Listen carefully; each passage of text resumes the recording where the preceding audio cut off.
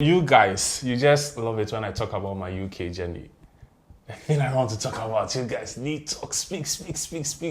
Because I'm here channel on the UK channel. Anyway, today, your prayers have been answered. I have one big lawyer in the house, Abna. Hey, I'm here. Oh, Charlie. I wanted to say Aduanka, but call me Fridays here. Welcome to my channel. Thank you so much, Nee. Okay, so I've been watching you on social media a lot. Radio stations, TV stations, so I'm privileged. I have a big woman in the house. Please introduce yourself to my people. Yes, thank you so much. It's lovely to be on your very big channel. So, hello guys. My name is Abna. I am a qualified lawyer or solicitor, as we call it, in the UK, called to the Senior Courts of England and Wales. So I do mostly immigration law, but I also do aspects of family law, employment law, and housing law. So I am based in London. However, we're able to take cases from all over the world. The world is a global village. If what you want to do borders on UK immigration law, I am your go-to person.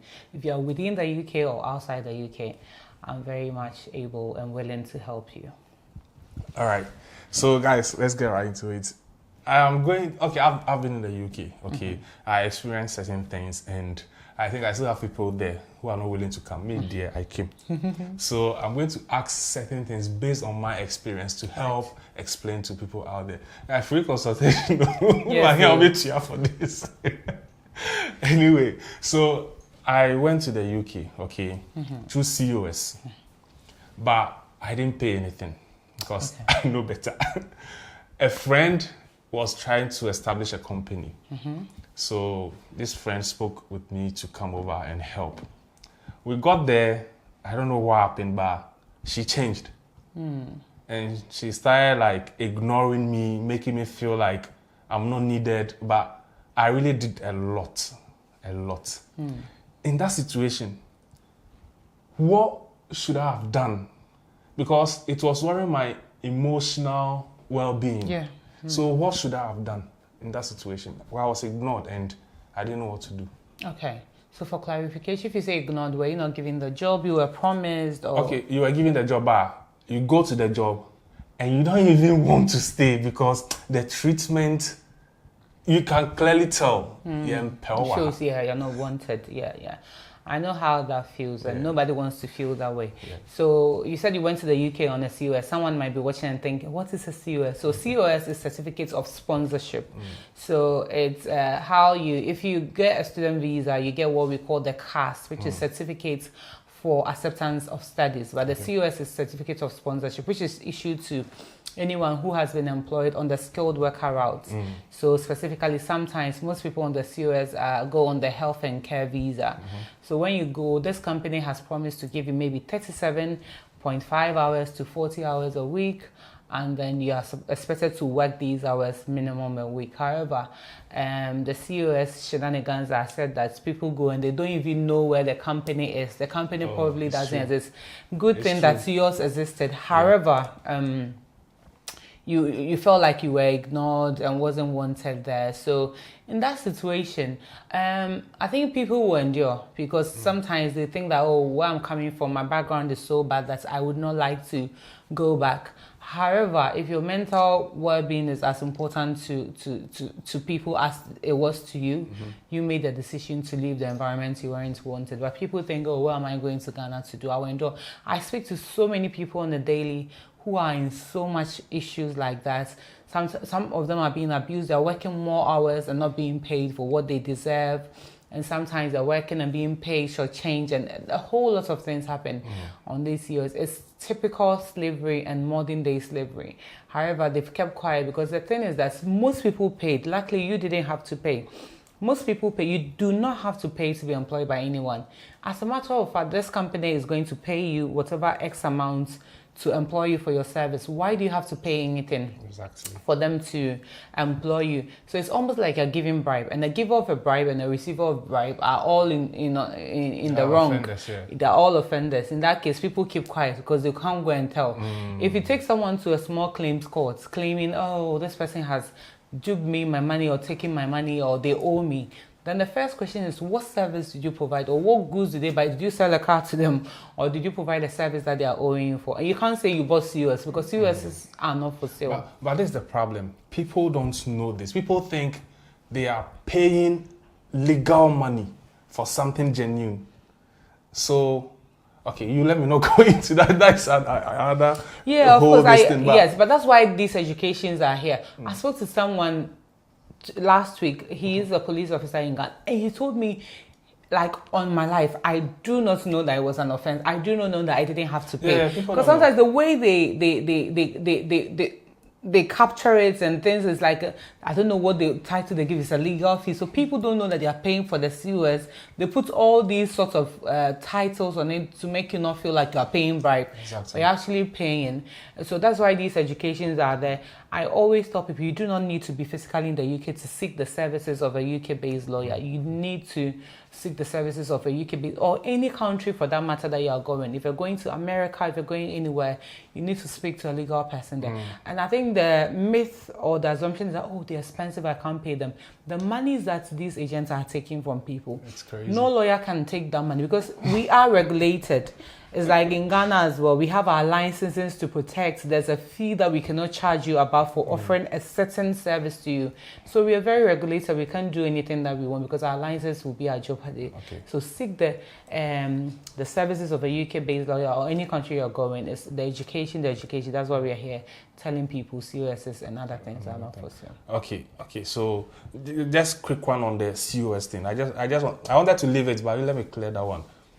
You don't know you are paying bribe money. You thought you were doing something right. What do you do after you get yourself into it? You just have to return. Unfortunately, yes. You know, some people do not even get to go to the UK. Yeah. People stay here. People have been given visitors visas instead of the work visa, or you get a work visa which you do not have any job.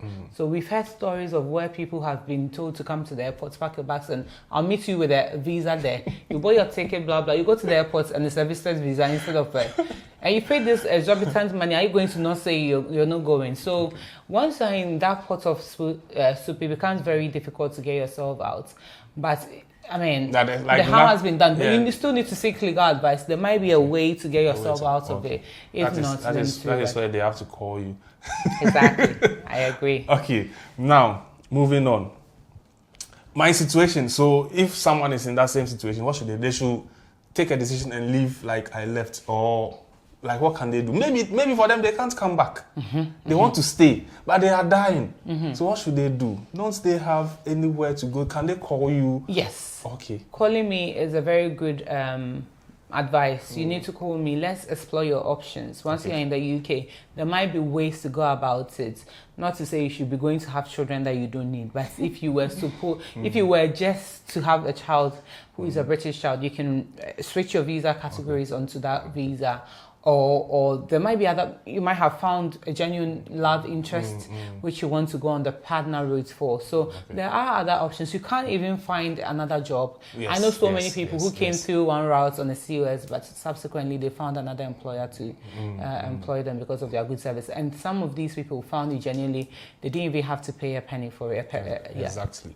Okay, so now some people think they can just give birth in the UK and they are covered.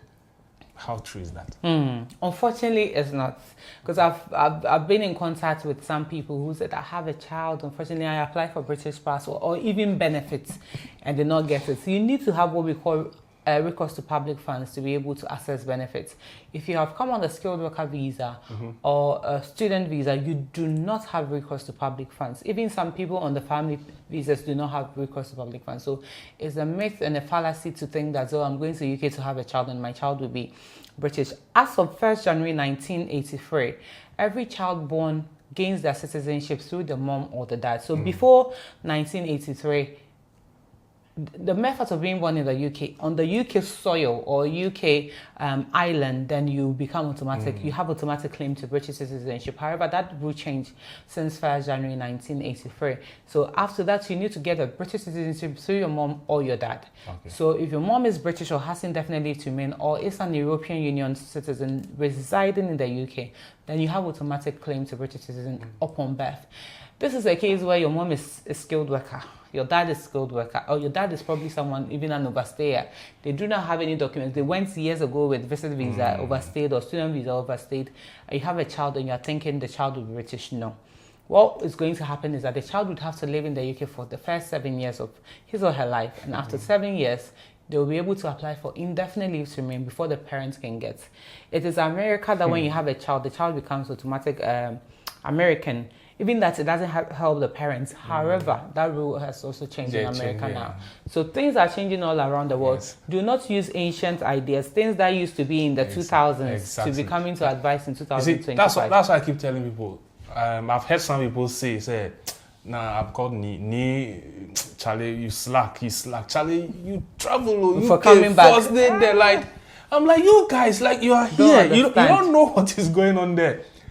Okay, there used to be BRP, that permanent residence. Yeah. Biometric resident permits. Biometric.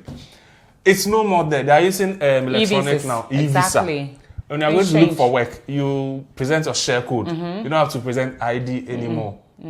So please, can you explain it to us how it works now? If you want to work in the UK illegally, previously you can at least find your way and use someone's document, blah, blah. Right now, how does that thing work? Thank you, Nee. So just like Nee has said, because, he's had the first-hand experience, he knows what he's talking about and exactly what I'll go over in the next few moments. So, years ago, people would come and say, oh, somebody would tell you, oh, Fabrice, Fang, Obi, Bra. You can use someone's documents to work. It's a thing of the past now because we used to have this thing. You just imagine it as a Ghana card if you're watching us from Ghana. The Ghana card format is a biometric resident permit or resident card which you use to prove your right to live, right to work, right to rent in the UK. However, since December 2024, 31st December was the deadlines to be using these BRPs. They extended to March and then finally to June to be able to even use an expired biometric residence to prove your right to reside or to enter the UK. However, this has changed. So what is happening now is that as of, from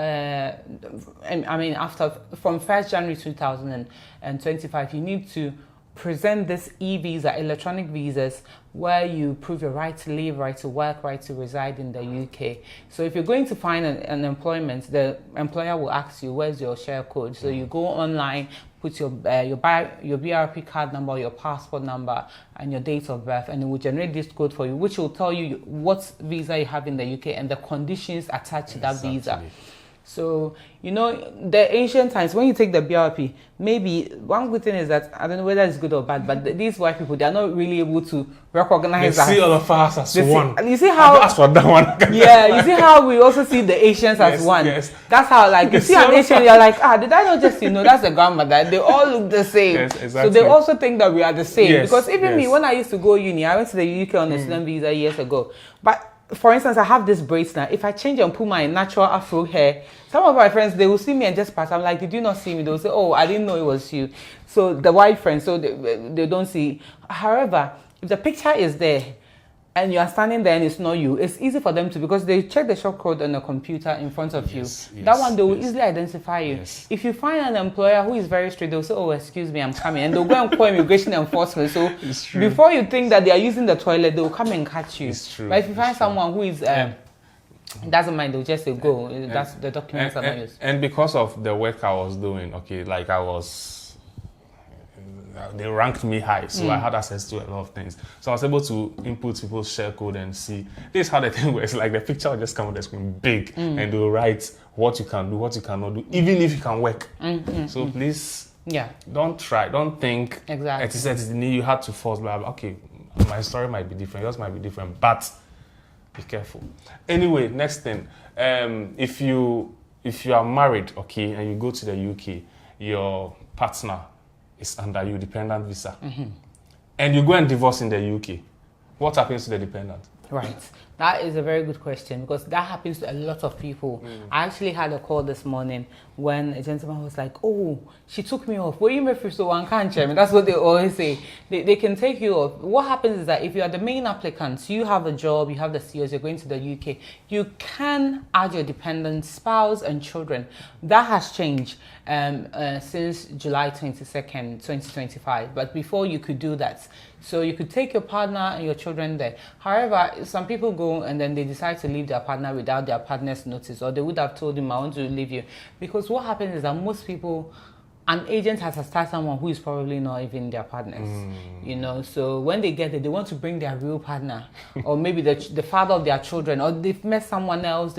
Some people are even in a genuine relationship, but they go there and the pressures of the country. There's a lot of headbutting. They're not aligning anymore, so they want to divorce. So once a main applicant divorces you, and this applies to even someone who is a British citizen or indefinite leave to remain, for any spouse kind of visa or partner visa, if your main applicant or your sponsor divorces you, or even inform the Home Office that our relationship is no more subsistent. So there's a difference between the relationship being genuine and a relationship being subsistent. It can be genuine, but not subsistent. So subsistent is where you are in constant communication with this person. You are doing things that a married couple would do, and things, visiting each other. If you live elsewhere for work, you have to have evidence that you visit each other on a regular. So all these things. So if you're dependent and your spouse, the main applicant tells the Home Office, you're in big trouble. You have two options, either to find another visa route or to go back to your home country. Because the reality is that you don't have any business in the UK apart from your husband or your wife who brought you. That moment, your husband or your wife is your God. Exactly. They decide your fate. What should happen to you? Wow. They are taking you right back to Bontefufu, where they took you from. Okay, so can I say, is that the reason why most women get so powerful when they get to the UK? I mean, you could say that, but the reality is that some men are also the main applicants. Yeah. It just happens that so many women, because it's a health and care sector, so many women are the main applicants. And I think also for the man to be able to work more, because the dependents can work more than the main. Exactly. And I think some dependents bring these issues upon themselves. Because imagine, this main applicant probably doesn't have enough hours and they feel completely neglected and ignored. Exactly. There's a way you have to help, maybe, oh, this is my wife, so maybe once a month or sometimes bring 50 some of the money. Yeah, some 50 pounds here and there to help losing, you should know how to do it. But if you completely ignore them, they feel very, very isolated and they want to. You are making maybe almost £3,000 a month and the main person is making maybe minimum wage. Yeah, no, even if you're making minimum wage and working the required hours, you make some money at the end of the month. But this is the situation whereby, because there are plenty, they've divided the hours for them, maybe 10 hours a whole week. You know how many hours I was working a week? How many hours? 24. You see? I mean, you had some people are telling me they're working 2 hours a week. That will not even pay your transportation. It's true. So they feel very stressed. And if you're a dependent going about your life, living your life, and not minding them, then they will divorce you and they'll show you where power lies. Okay, now moving on. This question is coming from my people there. Okay, yesterday I asked them if they have any question because they were ready to get answers. And one was like, okay, they've been in the UK for some time now. And me, I raised this alarm. I remember. I don't know how I was able to picture this thing. We were not paying our taxes. It's not like we decided not to pay. The salary and the employer will have to be doing those things exactly for you because But after 2 years, they've realized taxes were not being paid. They want to switch and they want to renew whatever. Who will they give them or they are in trouble? Okay, so some time ago, they were being very strict with that. If you have come to the UK and haven't complied with your visa, why should I give you more? You know, that parable of the talents, if I want to be religious for a second, or spiritual, that's when Jesus gave people the talent according to their ability. I've given you 2. You haven't been able to take care of it. Why should I give you more? So it's just like I've given you a 2 years visa, and you haven't complied. I've told you, work with your employer, Do not work any other job except it's on the Statutory Occupation Code. I've told you, do not claim public funds. Do not do that. Do not do that. And you have completely ignored me for the first 2 years. I have told you to do things. Why do I give you another visa if you're switching? Because I'm not sure if you're going to keep to the conditions of the next visa you're going to get. So it's getting very difficult. However, it all depends. I think in everything, it's a balance of probability. How many hours have you not complied, or how long have you not complied? People come in, maybe the first 6 months they haven't complied. After a while, they found a good job, now they're complying. The most questions I get is, what happens when I get to the 5 years indefinite leave to remain? Am I going to be granted or not? Because the requirement is to have shown that you've worked for the 5 full years. However, if you've not complied for only 6 months, then the caseworker, using his or her discretion, can decide that it hasn't been a significant amount of time as compared to the full 5 years. So I'm going to grant you. I think when the 5 years gets, we'll know what they decide to do. But yeah, that is to answer your question. If you haven't complied, it depends on how long you haven't complied as compared to the whole period you were on. And I think the caseworker will make their own decisions on their discretion. Okay. Now, sham marriages, because we know a lot of people are there just to travel. Okay, it's not their fault; it's the agent. Yes. You don't. Okay, I experienced one guy. He didn't know he was married. It happens on he the didn't know he was day. married, and he was in the UK. It happens. Not knowing, they sold a COS to him, and they sold another one for another lady. Hey, this way they are making money. And you know the dependent COS, it's not like you don't have to really pay much. Like it's nothing because that's your partner. They sold one for the lady and they married them without them knowing. The guy left for the UK and the lady too went to the UK later. The guy wanted to bring the wife. They said, "What worry?" See me, I don't know. So I don't worry. It happens. So with that one, what happens to you if they find out your marriage is sham? And you're already in UK for like a year or two already. Okay. So sham marriage is also called marriage of convenience. It's a marriage that you intentionally put together to gain immigration advantage. That is the legal definition. So it's just for the convenience of it, or it's just like a sham marriage. So those marriages, you're not properly married. You don't know this guy a day in your life. You probably just met and took some few pictures and made an application. They are not just an immigration offense. They are actually a criminal offense as well. If the Home Office, however, the burden of proof is on the Home Office to prove that your marriage is a sham. You're saying my marriage is sham. What evidence do you have? So they will invite you in for questioning, interview, and ask you things that are quite deep. So on what side of the bed does the man usually sleep? You've not slept with this man in your room. You're not even sure.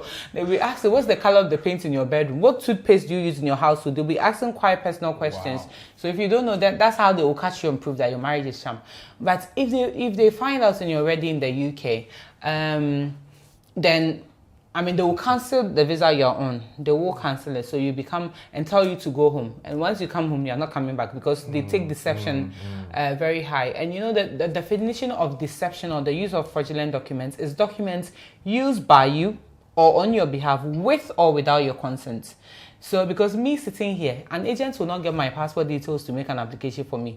They believe that if an agent makes an application for you, you have taken your details to them. There's an agent somewhere in Accra. They don't know me, so they don't have my passport details. But once they have access to your documents, your marriage certificate, it means you have gone to them.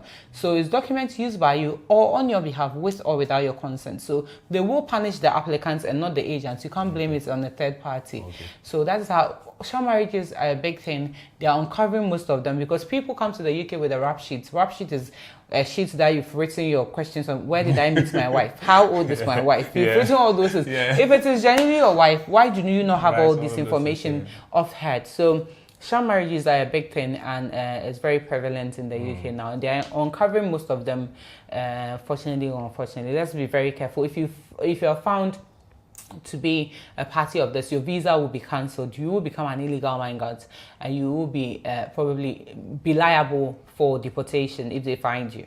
Okay. Now, guys, we'll finish right now, okay? So, I think my last final two. If you marry in the UK, okay, thinking, oh, you can get your papers or now you can stay in the UK because you are married. How true is that? Because I heard something like you have to come back and come and reapply And even that one, you don't know if they're going to give you the visa or not, even though you are married in the UK. How true is that? So it depends on what visa you are on in the UK. Okay. So some visas allow you to marry from within the UK, make an in-country application. Some visas will allow you to go back to your home country and make an entry clearance application, then come back. So even for dependents, they could do that up until 16 July 2025. The rules have changed. If your dependents come to the UK claiming to be married to someone, the person has left you, the visa is about to expire. Now you find someone who is British or indefinite or a new national, you need to come back home, make an entry clearance application before you re-enter the UK. Same for visit visas. If a visit visa, you come there, you meet a love interest, you have to go back home and apply. So it depends on what kind of visas you are. But if you're a skilled worker and you've come and you've met someone, you can't do the application form within the UK. If you're a student and you prove that you've completed your studies, then you can also do the application. So it depends on which visa you are. Okay. Finally, I want to touch on children. Okay, I had to bring my kid to Ghana and go back because I really didn't like what was happening. A lot was happening, and also I felt like if I don't take time, these people can come after me because the moment you enter the UK, they tell you the kid is no more for you. Exactly. It's for the queen. The queen was not dead. Yeah. It's for the queen. Now the king, Yeah, it's for the queen. So now, what happens if you're in the UK and your child is not going to school? It's in the house because you are not working. You don't have money to pay for the daycare and all of those. You know those ones you have to pay and they are very expensive. It's not like the government. And the government's own, I think, even after 4 years or whatever before they can go, and that one is like 7 hours or something a week.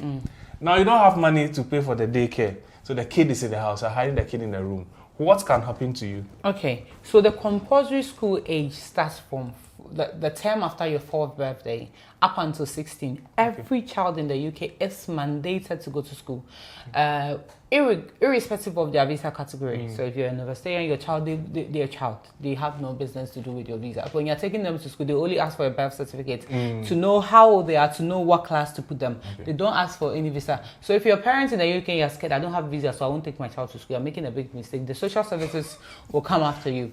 What you're referring to is the nursery. That is when maybe your child is 9 months up until the term before their 4th birthday, where that is not mandatory because they can't force you to take your child. It's very expensive. Those daycares and nurseries and stuff, you can easily pay £1,200 a month. And if you're not working, how do you even pay for that? So those ones are not compulsory. They won't come after you because of that, unless you have neglected the child. You know how in Ghana, sometimes I see the children in Ghana, like 6-year-old, they're on the street, crossing the street to go and buy something. In the UK, before your child is 11 years, they are not supposed to be seen alone walking on the streets. The police will stop them and come after you. They will take your children and put them in the foster care or the social care system. So it's very important that we are careful. There's so many Ghanaians or Africans who have come on the COS routes, lock their children up in a room and run off to work. If you haven't been caught and you are watching us, I mean, it's coming. Please be very careful. I know that you have to survive, you have to feed the kids and stuff like that, but it's actually a criminal offense that you leave children who are below the age of 16 to be on their own. No matter how smart you think, if nothing happens, it's all well and good. God forbid, if there's a fire or something or a neighbor calls the police for you, you'll be in hot waters. And that is why we need to be very careful and plan carefully. So when we are going to the UK the first time or any country, you don't know what's happening. Sometimes it's arguable. Do you need to take your kids immediately or go and see the system before you come and take your kids? If you're going with both parents, I think by all means you can take the children immediately. If you're going as a single mother or a single father, you probably have to go a few months and check the conditions of the country before you I think anyone going, please go alone. Experience before you. Guys, I know you have so many things you want to ask. Please, you can contact her. She's on social media, very available, very responsive. So please contact her and drop your questions in the comment section. She will read it, and somehow you guys can communicate and you get everything. So please, thank you so much for talking to me. Thank you, Nia. And the advice, there's a £5,000. I mean, it was a pleasure. So please do follow me on Lawyer Abna Nyakwapia on social media, on TikTok, Lawyer Abna Nyakwapia. I am on Abna Nyakwapia on LinkedIn, Abna Nyako, and Abna Nyakwapia on Facebook.